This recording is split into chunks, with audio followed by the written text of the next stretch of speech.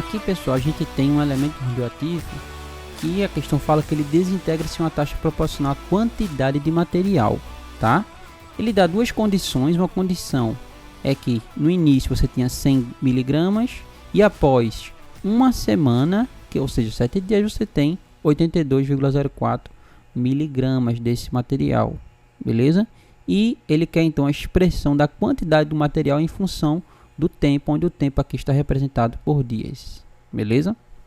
Bom, essa questão aqui, pessoal, ela trata de modelagem, né, de problemas utilizando o EDO, tá? Pode cair no CP100, né, desse ano, visto que as últimas provas da Marinha estão gostando de misturar assuntos, né, dessa coisa interdisciplinar, né? Só você ver a última prova, a questão do EDO caiu. E para isso a gente precisa entender o problema, tá? Então, veja que no início eu tenho 100 miligramas e após 7 dias, porque eu estou deixando já em dias? Porque aqui o tempo já está em dias, tá? Após 7 dias você vai ter 82,04 miligramas desse material, beleza? Quando passarem mais 7 dias, quanto é que eu vou ter?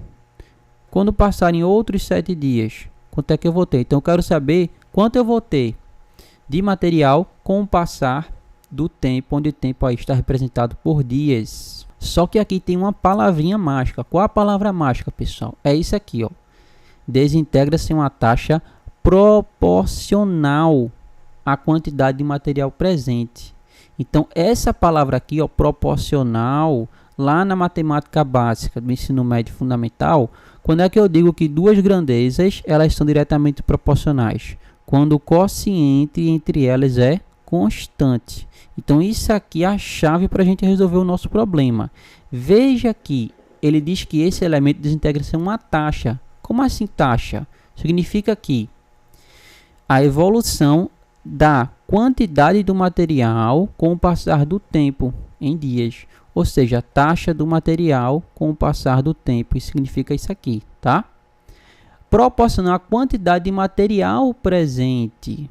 Então, você vai ter um material inicial, que é função do tempo também, e você diz que essas duas grandezas são diretamente proporcionais, ou seja, a taxa dividido pela quantidade de material é uma constante, é um número real constante, beleza?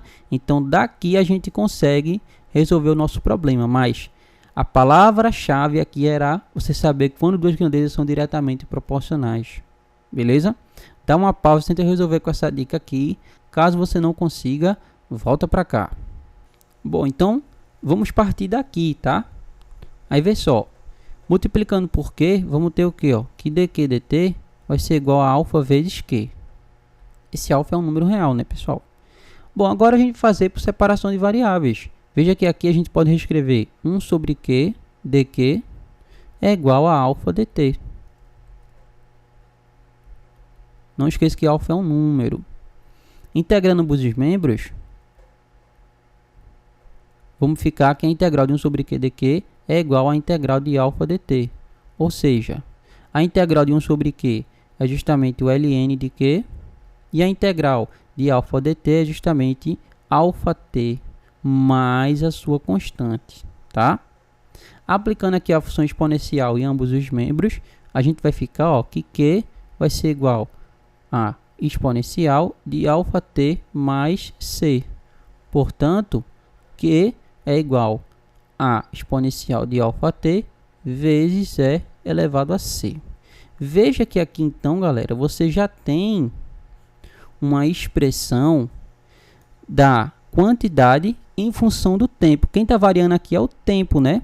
Esse alfa é um número e o c também. Agora, a gente tem que descobrir quem é alfa e quem é esse e elevado a c, tá? Para isso, vamos utilizar quem? As condições iniciais do problema. Perceba que o problema lhe disse que no início você tem 100 miligramas, ou seja, quando o número de dias é 0, você tem 100.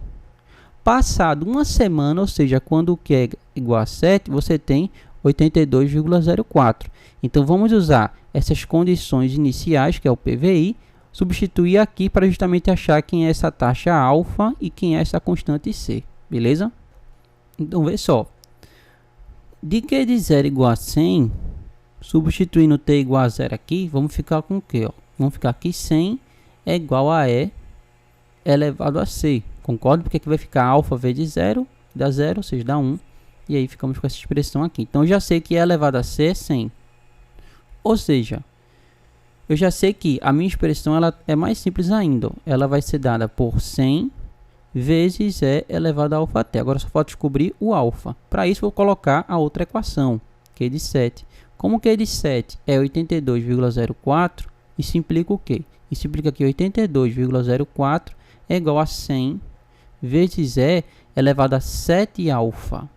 Beleza? Ou seja, E elevado a 7 alfa é igual a 0,8204. Aplicando o ln, ambos os membros vão ficar aqui 7 alfa é igual ao ln aqui de 0,8204. 0,8204 ele deu na questão, né? Ou seja, ele é menos 0,1979. E finalmente vamos achar o alfa, que vai ser igual a menos 0,1979 dividido por 7. E portanto, esse nosso alfa ele vai ser igual a menos aproximadamente aí 0,02828, tá? Portanto, a expressão da quantidade de material com o passar do tempo ela vai ser 100 vezes E elevado a menos 0,02828 vezes T. Beleza? Veja que é um problema, pessoal, que quando você consegue modelar ele de um jeito adequado, ele é simples, né? Veja que aqui a separação de variáveis bem trivial, né? A questão é você interpretar o problema e modelar. Esse que é a questão aí.